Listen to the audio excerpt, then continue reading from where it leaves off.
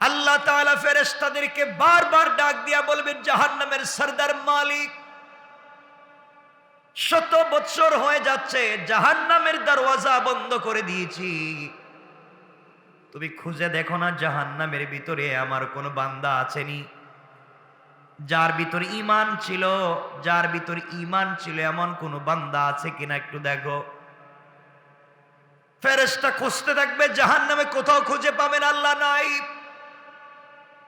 কাউকে খুঁজে পাচ্ছি না। আল্লাহ তাআলা বলবেন, আবার দেখো। ফেরেশতা খুঁজতে খুঁজতে জাহান্নামের একেবারে নিচে গিয়ে, একেবারে নিচে, যার নিচে আর কিছু না এমন জায়গায় গিয়ে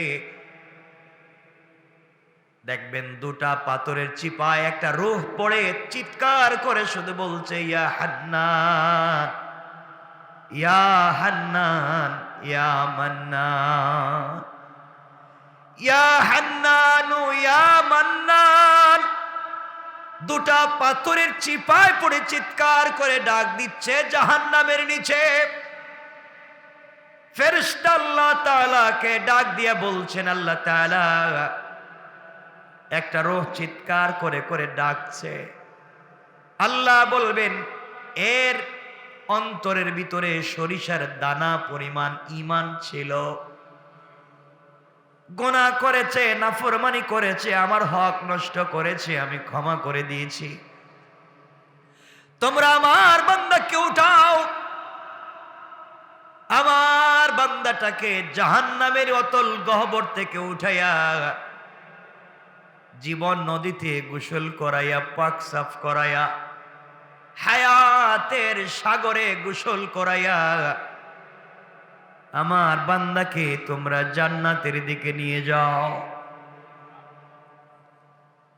ওই সময় আল্লাহর বান্দা ডাক দিয়া বলবে, আল্লাহ তাআলা আমি আপনার জান্নাত চাই না, আপনি আমাকে জান্নাত দিবেন বলেছেন, আমি জান্নাত চাই না, আমাকে জাহান্নাম থেকে উঠাইয়া জাহান্নামের গর্তের পারে আমাকে রেখে দেন, জাহান্নামের গেট পর্যন্ত বসাইয়া দেন, আমাকে আর কিছু করা লাগবে না।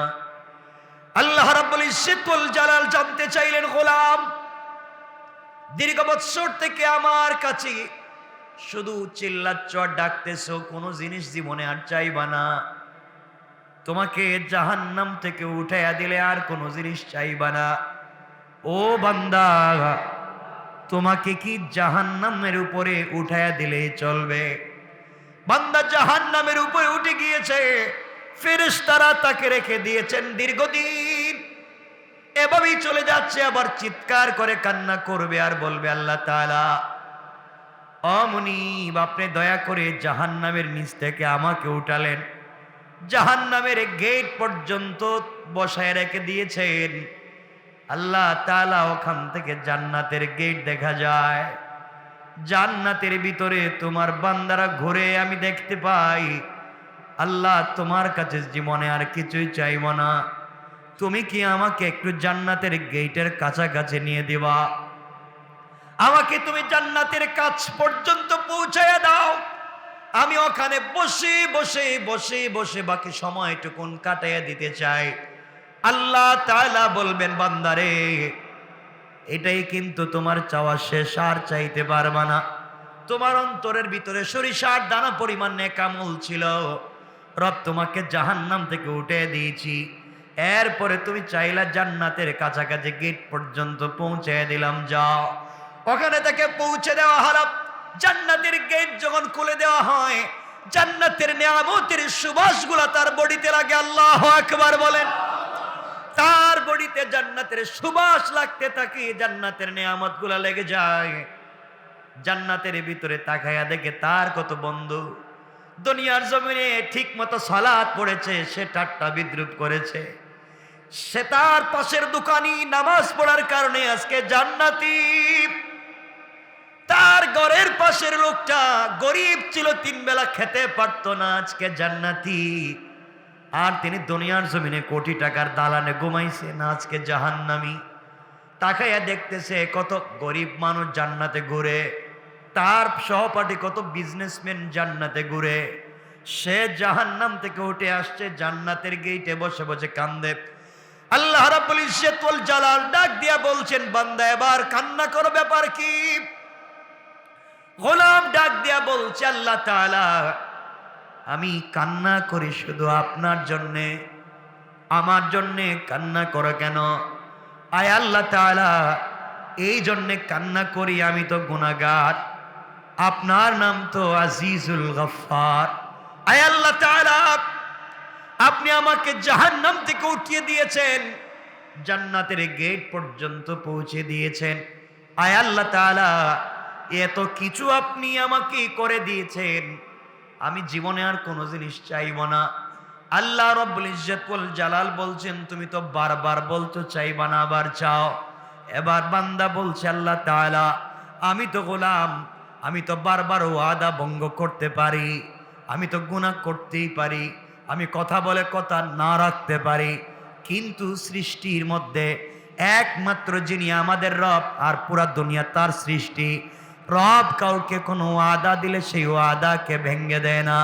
আল্লাহ জান্নাত কত সুন্দর দেখা যায়, তোমার কাছে আমি জান্নাত চাই না, জান্নাতে বসবাস করার কথাও বলি না, আমাকে একটা বার জান্নাতের ভিতরে দেখবার সুযোগ দাও, আমি জান্নাতের ভিতরে যাব, জান্নাত দেখে কথা দিলাম, ওয়াদা দিলাম বের হয়ে আসবো, যদি বের না হতে চাই আপনি ঘাট ধরে আমাকে বের করে দিবেন, আমাকে একটা বার ভিতরে ঢুকবার সুযোগ দেন।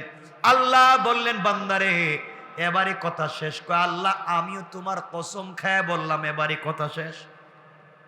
সুবহানাল্লাহ বললাম। আল্লাহ বলেন এবারে কথা শেষ, আর কোন জিনিস চাইতে পারবে না, ঢুকলেই বের হওয়া লাগবে। বান্দা বলছে, আল্লাহ আমিও কথা দিলাম, এবার কথা বলা শেষ, আর কোনো দিন চাইব না। আল্লাহ তাআলা বললেন, যাও তুমি জান্নাত দেখে আসো। বান্দা জান্নাতের ভিতরে যখন প্রবেশ করেছে, দৌড়াতে শুরু করেছে, দৌড়ায়, থামেন। আল্লাহ বলেন, বান্দা থামো না কেন?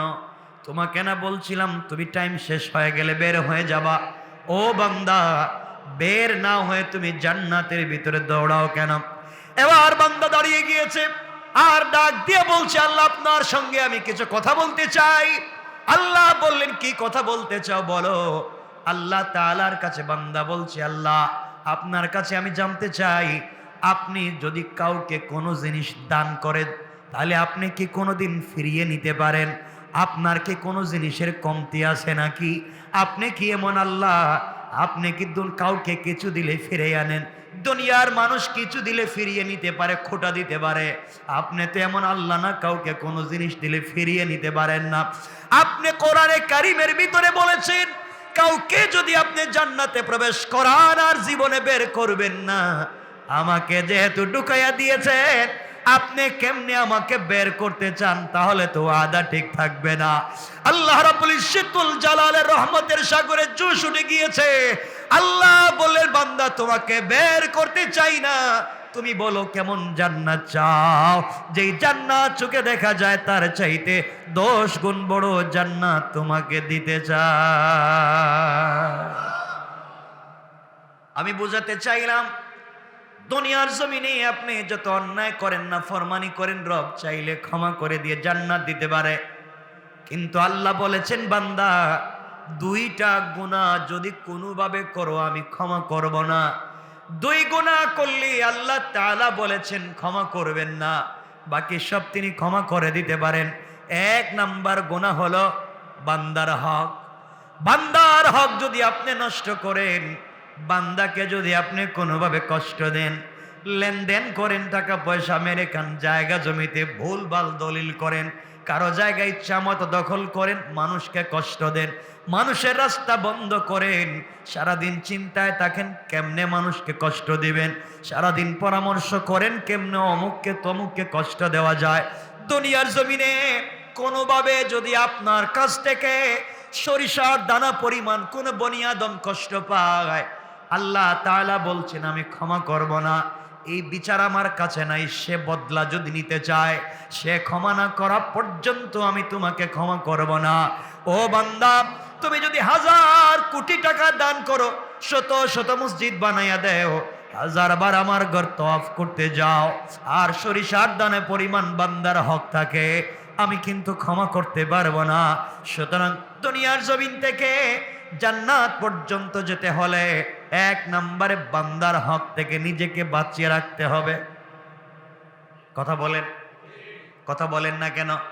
বান্দার হক নষ্ট করা যাবে না, বান্দাকে কোনোভাবে কষ্ট দেওয়া যাবে না, মানুষকে কোনোভাবে কষ্ট দেওয়া যাবে না, টাকা খায়া গ্রামের বিচার করা যাবে না, জায়গা জমি দখল করা যাবে না, ভাই বোনকে ঠকানো যাবে না, মা বাপকে ঠকানো যাবে না, স্ত্রী সন্তানকে ঠকানো যাবে না, আত্মীয় স্বজনকে ঠকানো যাবে না। যার যে হক আছে হক আপনি পৌঁছে দিবেন। কারো উপকার করতে না পারেন ক্ষতি করতে যাবেন না, কারণ বান্দা আল্লাহ তাআলা বলে দিয়েছেন বান্দার যখন হক নষ্ট করা হয়, যে হক নষ্ট করে তার নাম জালেম, যার হক নষ্ট হয় তার নাম মাজলুম। আর আল্লাহ রাব্বুল ইজ্জত ওয়াল জালাল বলে দিয়েছেন কিয়ামতের দিন কোন জালেমের দিকে আমি তাকাবো না, কোন জালেমের কথাও শুনবো না, আর মাজলুম যে হবে তার হিসাব নিব না, বিনা হিসাবে জান্নাত দিতে চাই। সুবহানাল্লাহ, জোরে বলেন।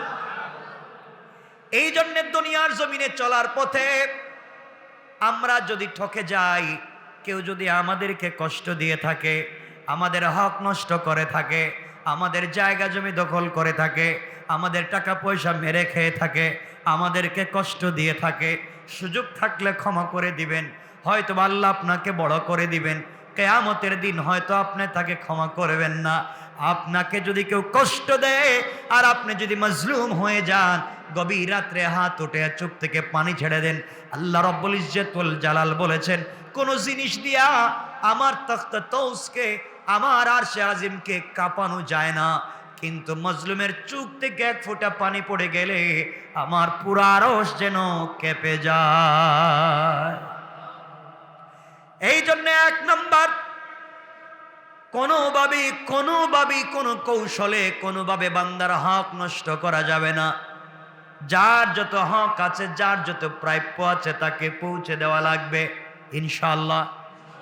সবাই বললেন না?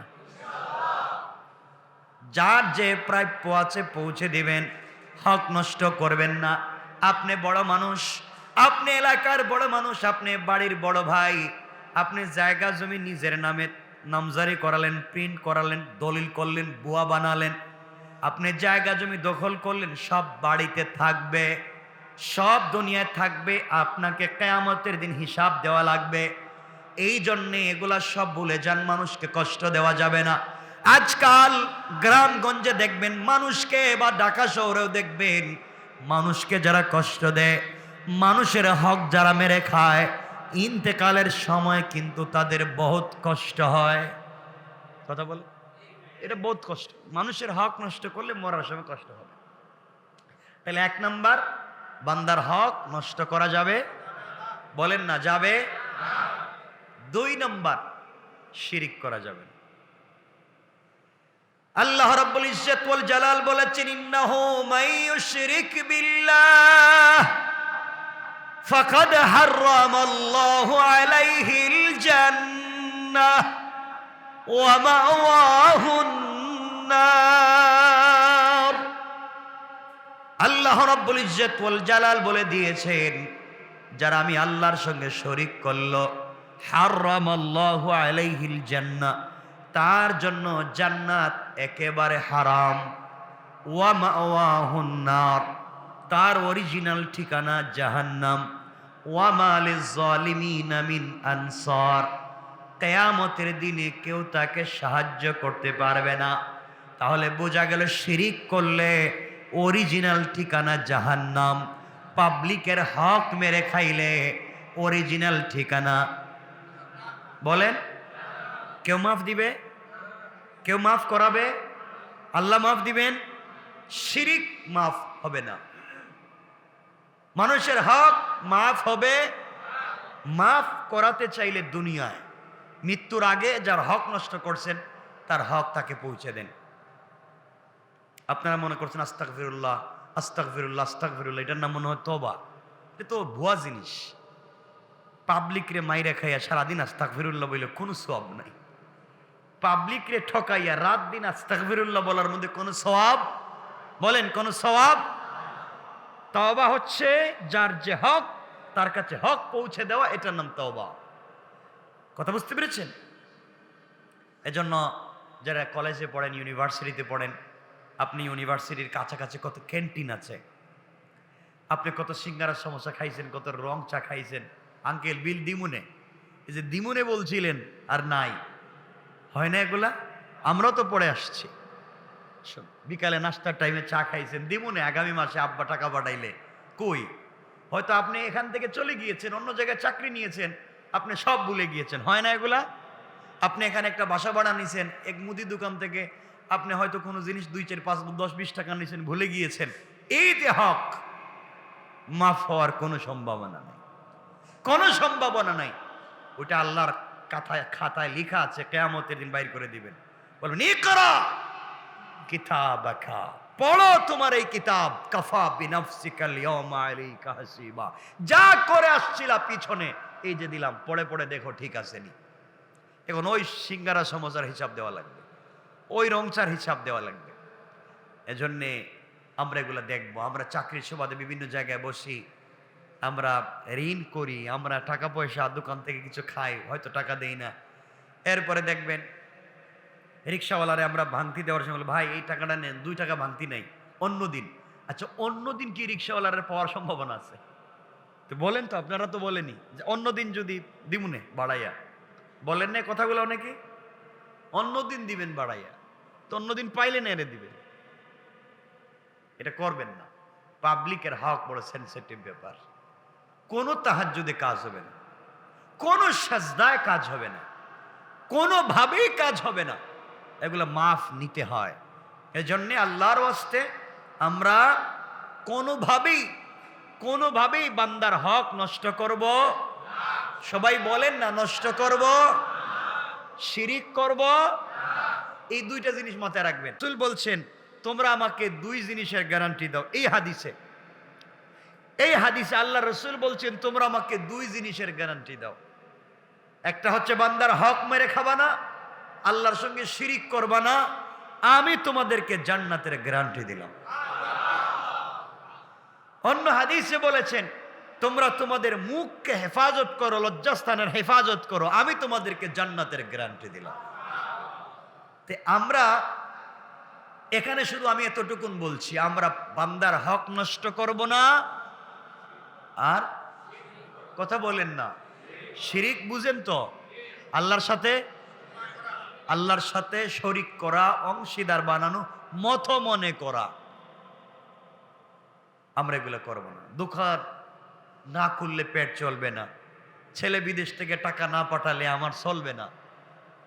ছেলে যখন বিদেশে ছিল না, চলতো না আপনার? কথা বলেন না কেন? দোকান যখন বন্ধ ছিল, চলে নাই আপনার? এই ছোটখাটো কথাও শিরিক হয়ে যায়। মানে রাখবেন, এগুলার থেকেও আমাকে বাঁচতে হবে। শিরিক ফি জাত, শিরিক ফি সিফাত, শিরিক ফিল আমল।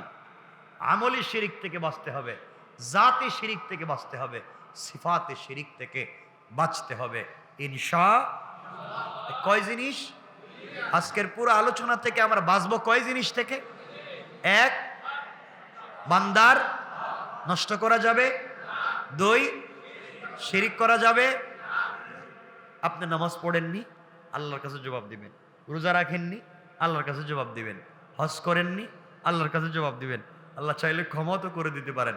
একজন রোজা রাখে নাই, হজ করে নাই, যাকাত দেয় নাই, কুরবানি করে নাই, কিচ্ছু করে নাই, কিন্তু মরার আগে হয়তো এমন ছোট 1 সেকেন্ডের কোনো একটা আমল করছে, আল্লাহর কাছে এটা ভাল লাগছে। এই আমলটুকু আল্লাহর কাছে ভাল লাগছে, আল্লাহ তার জিন্দগির পুরো আমল নামার গুনাহকে মিটাইয়া দিবেন। ইল্লা শিরিক করলে ওটা থাকবে, ওটা মিটবে না। পাবলিকের হক নষ্ট করলে ওটা থাকবে, ওটা মিটবে না। এজন্য আমরা এই 2 জিনিস থেকে নিজেকে বাঁচাবো। সবাই বলেন ইনশাআল্লাহ। আল্লাহ আমাদের কবুল করো, আমিন। হযরত নূহ আলাইহিস সালাম আল্লাহর কাছে বলতে চাইলেন, আল্লাহ আমিও তোমার কাছে চাই, আমার উম্মতেরা যারা এত কিছু করবার পরে, এত ভালোবাসা, এত দোয়া, এত নসিহাত, এত উত্তম ব্যবহার, এত দিন তাদেরকে এতদিন ওয়াজ নসিহত এত কিছুর পরেও ভালো লাইনে আসে নাই, এরপরে আমারে খুঁচায়, মাফ করে দিলাম, আপনারে গালি দেয়, আপনারে মারতে চায়, আপনার বিরুদ্ধে যুদ্ধ করতে চায়, রাত দিন শিরিক করে একজন আর একজনকে ঠকায়, তাদের কাছে শিরিকও আছে, বান্দার হক নষ্ট করার জিনিস আছে। আল্লাহ এই দুই জিনিস দিয়ে তারা ভরে গিয়েছে, এদেরকে তুমি দুনিয়ার জমিনে রেহাই দিবেন? কে দোয়া করছেন?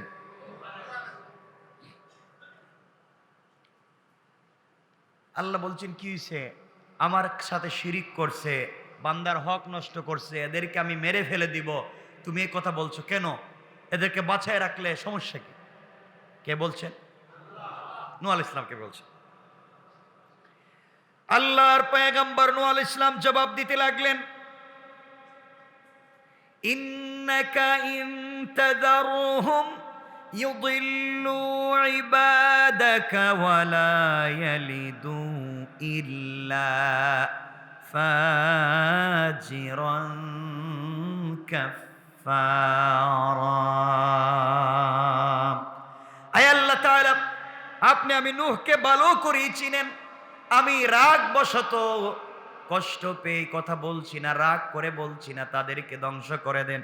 আমি তাদের কার্যকলাপের ভিত্তিতে, কাজকর্মের ভিত্তিতে বুঝতে পারতেছি, আপনি যদি তাদেরকে রেহাই দেন, আপনি যদি তাদেরকে দুনিয়ার জমিনে বাঁচায় রাখেন, তারা আপনার বান্দাদেরকে পথভ্রষ্ট করবে এবং জন্ম দিতে থাকবে দুনিয়ার জমিনে শুধু কাফের আর পাপিষ্ঠ। কন্যা নাউজুবিল্লাহ। আয় আল্লাহ তাআলা, এরা শিরিক করে, এরা বান্দার হক নষ্ট করে, জীবন্ত সন্তানকে পুড়িয়ে মারে, বাবা ছেলের হক মারে, মা মেয়ের হক মারে, ভাই ভাইয়ের হক মারে, নারীরা সব চরিত্রহীন হচ্ছে, পুরুষেরা নির্লজ্জ হয়ে যাচ্ছে। আয় আল্লাহ তাআলা, এই সমাজে এদেরকে বাঁচিয়ে লাভ নাই, এরা আপনার জমিনে থাকে, আপনার দেওয়া জিনিসপত্র খায়, এরপরেও আপনার শুকর আদায় করে না, একমাত্র আপনার ইবাদত করে না। আমি বলছি এদেরকে এই জন্য ধ্বংস করে দেন, এরা বেঁচে থাকলে যারা ভালো মানুষ আছে তাদেরকেও পথভ্রষ্ট করবে, এদেরকেও ধ্বংস করবে, এবং ওরা যাদেরকে দুনিয়ার জমিনে জন্ম দিবে তারা হবে সকলগুলা পাপাচারী। সমাজ পাপাচারে নষ্ট হয়ে যাবে। আপনার সৃষ্টি সমাজ নষ্ট করতে চাই না, এই জন্যই খারাপ লোকগুলাকে ধ্বংস করে দেয়।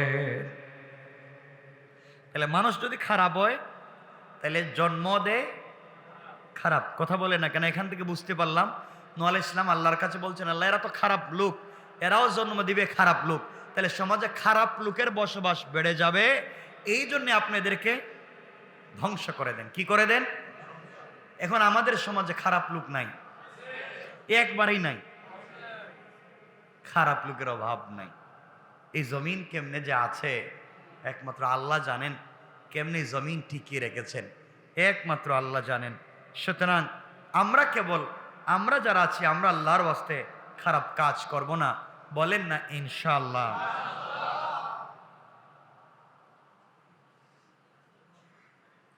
এরপরে হযরত নূহ আলাইহিস সালাম বলছেন, আল্লাহ আমি যে বললাম সবগুলারে ধ্বংস করে দেন, তাই বলে যদি একবারে ভালো মানুষের ধ্বংস করতে শুরু করেন,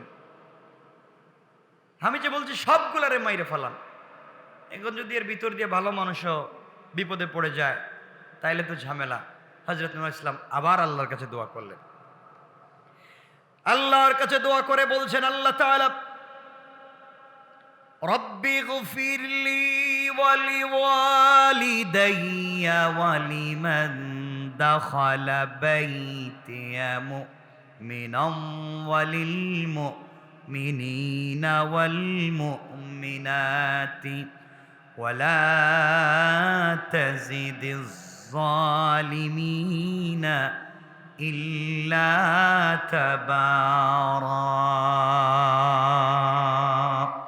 হযরত নূহ আলাইহিস সালাম বলতে লাগলেন, হে আমার পালনকর্তা, আপনি আমাকে, আমার পিতামাতাকে, যারা মুমিন হয়ে আমার গৃহে প্রবেশ করবে তাদেরকে, এবং মুমিন পুরুষ এবং মুমিন নারীদেরকে ক্ষমা করুন, এবং জালেমদেরকে, শুধুমাত্র কেবলমাত্র জালেমদেরকে ধ্বংস করুন। আগে দোয়া করেছেন সবগুলারে ধ্বংস করে দেন।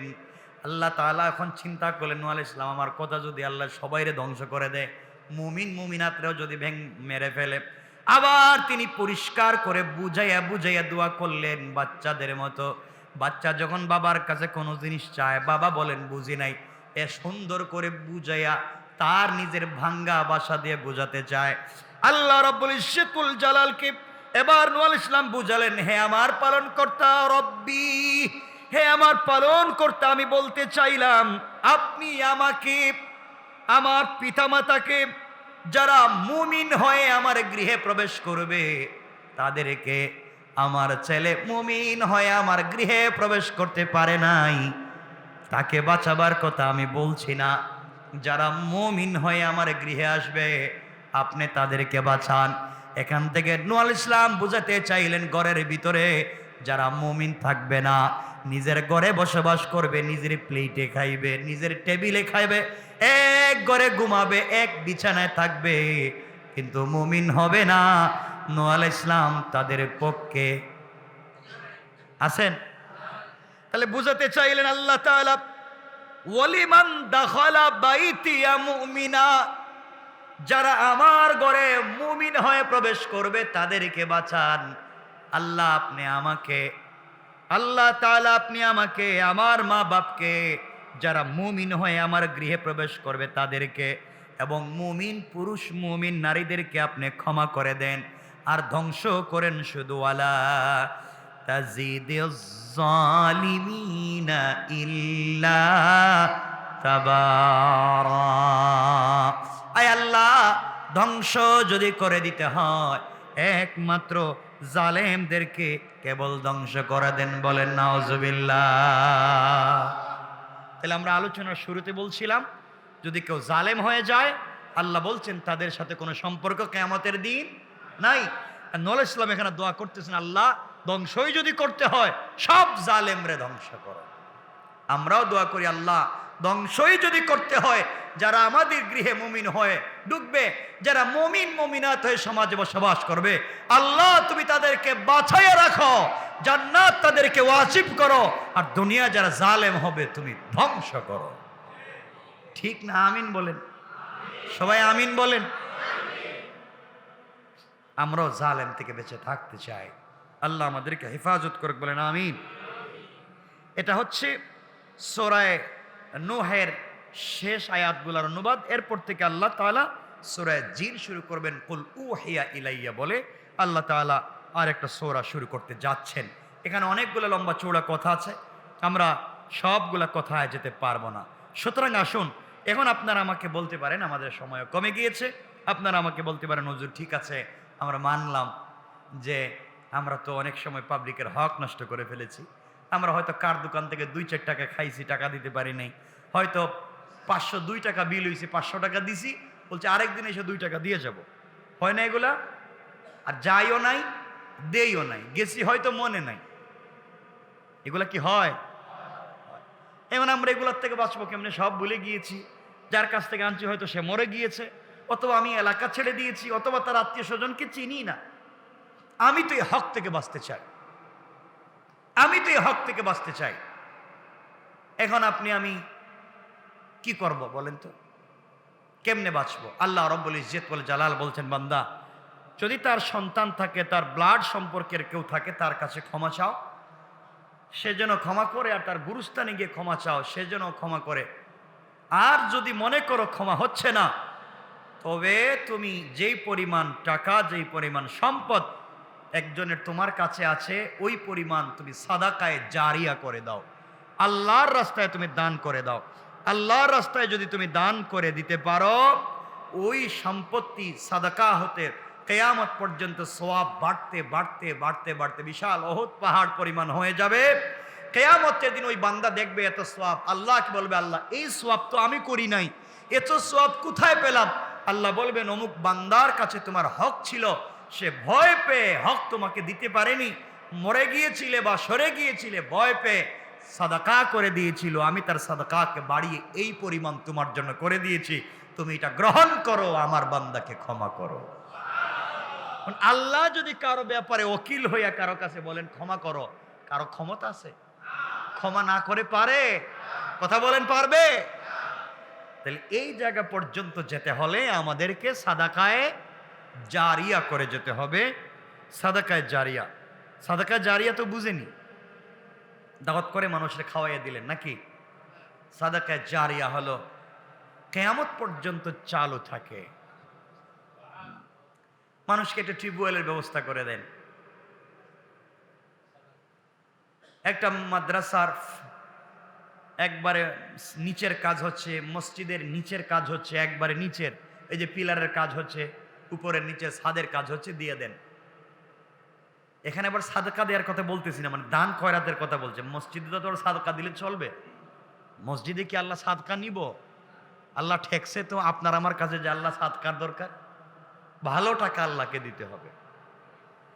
মাদ্রাসায় আপনি সাদাকা টাকা দান করে দিলেন, মাদ্রাসায় নিচের কাজ হচ্ছে, একটা টিউবওয়েলের কাজ হচ্ছে, অথবা কোনো মাদ্রাসায় হাদিসের কিতাব বুখারী, মুসলিম, তিরমিজি দিয়ে দিলেন।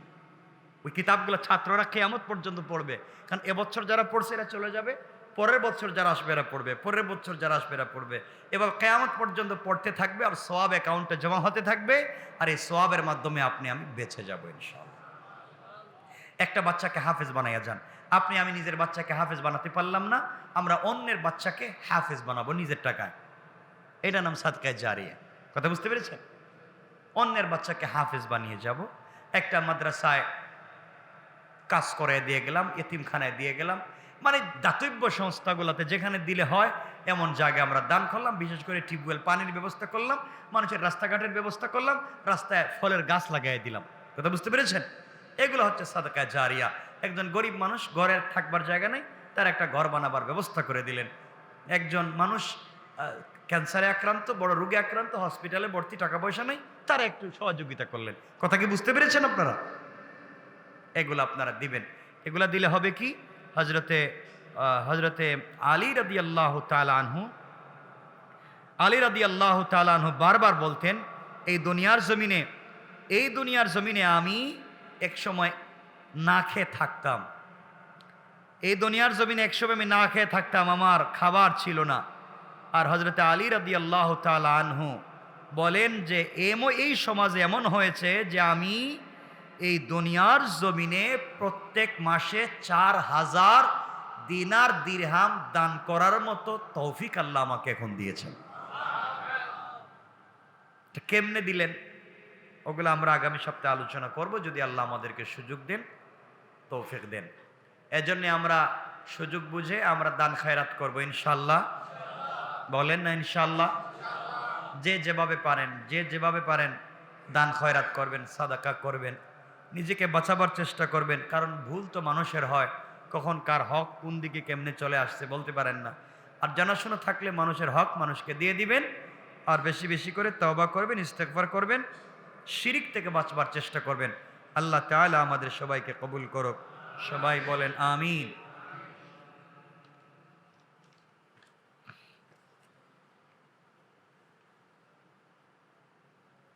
ইউনুস মোল্লা রোহের মাগফিরাত কামনায় দোয়া চাওয়া হয়েছে।